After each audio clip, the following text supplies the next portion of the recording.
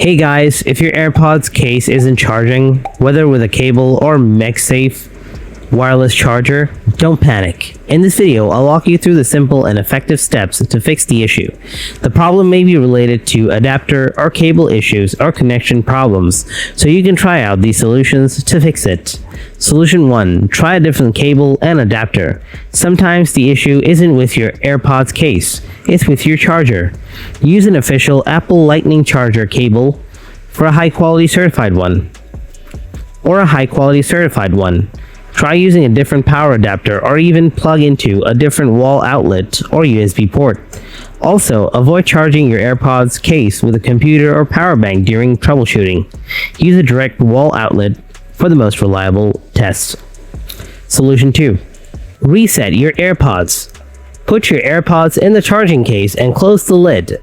Then open the lid again and leave it open. Press and hold the button on the back for about 15 seconds. The light will flash red, then white. That means reset is complete.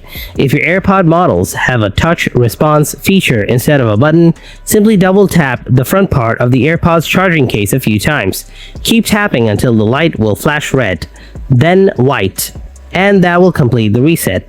Now simply reconnect your AirPods.